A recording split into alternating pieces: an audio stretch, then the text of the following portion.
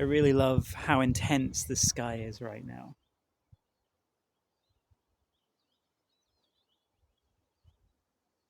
It's just that contrast between the darkness of the clouds and the sunshine. I'm not entirely sure, but I think there's a rabbit just over there in the field. It's a bit difficult to see. But I reckon if I start walking over there, I'll probably find out. I also love the grampians there in the distance. They're looking really moody right now. The grass is really wet. We've had a few showers, but I think it's okay to walk across the edge of the field here. I've been having a Henry David Thoreau moment. Perhaps it's because I was considering having lentils and beans for dinner, but sometimes, just occasionally, I feel like I miss Walden Pond, which is a strange thing to say perhaps, because I've never been there, but I remember reading Walden when I was about 17 and immediately falling in love with the idea of just going and finding your own pond somewhere and setting up a little wooden shack, writing notes in a diary every day about how well your beans are growing. I guess a lot of my life I've been just searching for that kind of simplicity. Yep, I'm pretty sure it's a rabbit, but he's hiding in the very short grass. Or it could be a stone.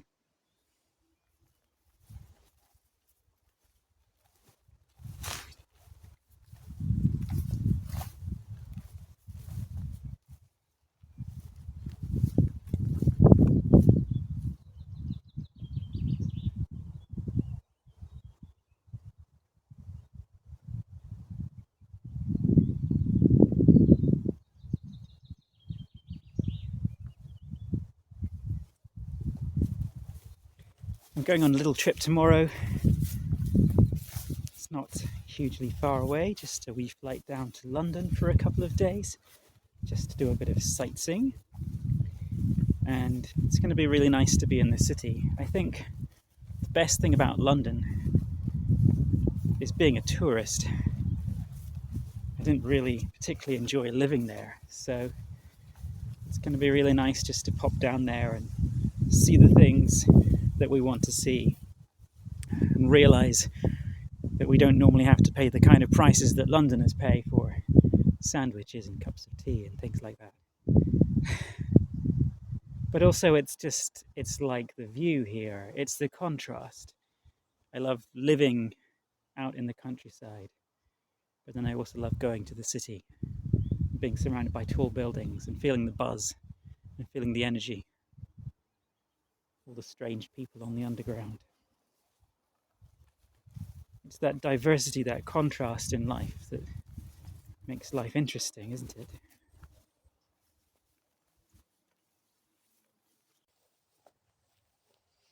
It's interesting. Where I grew up, I used to find this all the time. It's a little piece of blue and white plate.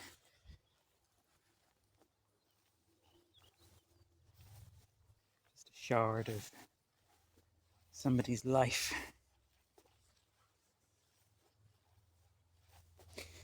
We used to find an awful lot of archaeology when I was a child. We lived in Windsor and we had an allotment where every time my parents were digging up potatoes that they'd planted, they would find old musket balls or clay pipes.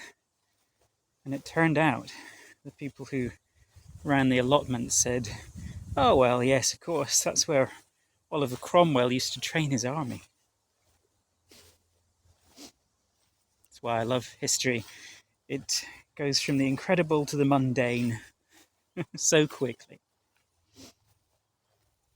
I wonder whatever happens to all of those musket balls that we found. Sometimes I wonder what happens to all of the stuff that we acquire throughout life. so much passes through our fingers, just like a trickle of things. There's always these things, and you think, where did that go to?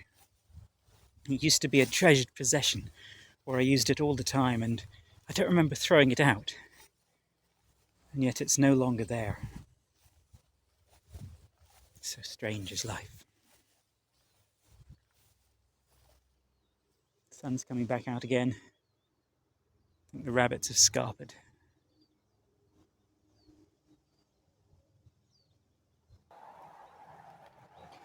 So the little shard of blue and white china reminded me. I was talking to a good friend of mine today about how little video we have of the previous generation.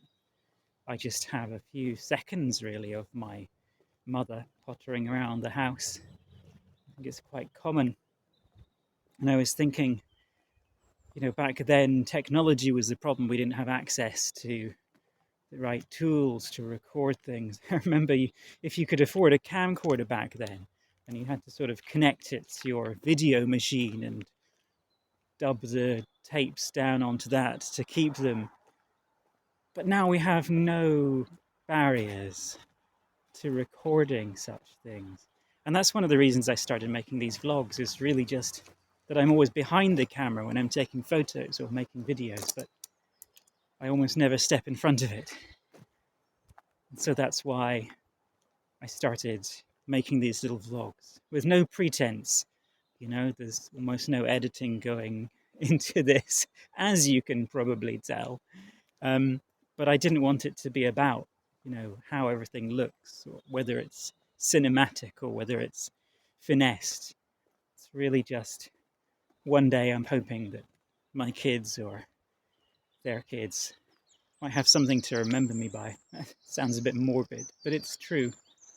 When we look back, it's all very well having thousands of photos, but to hear someone's voice, just see them talking as if they were here, can be mesmerizing. And I only wish I had more of that from my parents.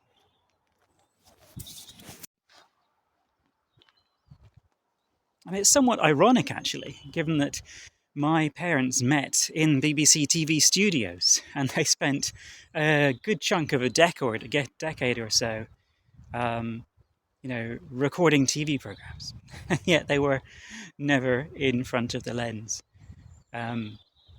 My father was puppeteer for Captain Green on the Captain Scarlet TV show, and my mother joined BBC Studios as a puppeteer, but actually she was there to make the puppets, to design the heads, design the clothing, figure out the mechanics of how they worked. So she joined the puppet studio directly out of art school. And that's how they met, sitting across a table each day, working on the puppets together. What a bizarre situation that must have been. Apparently, my father was very funny. He did lots of impressions of people, so he would sit there having everyone in fits of laughter as he was doing impressions of people in the news or on television. I'm sure he was probably making the puppets speak as well, because all through my childhood, whenever there was any kind of cuddly toy or soft toy, he would always be there making it talk. Funny the things we remember. This is turning out to be a very typical Scottish Highland evening. On the one side we have these beautiful white fluffy clouds and blue sky. And on the other, the sky is filled with dark grey rain clouds. Storms approaching. Never knows what it's doing up here. I actually quite like how, when the clouds are kind of tinged with yellow and you can see the storms approaching. I kind of love that sense of something approaching. And of course, it's those kind of skies that I really like in photography. Much more interesting than your white fluffy clouds.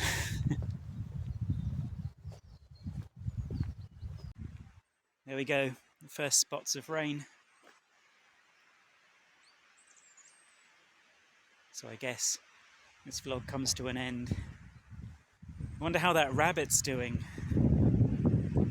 Maybe he's sitting in his burrow with a set of fine blue and white china having a nice cup of tea.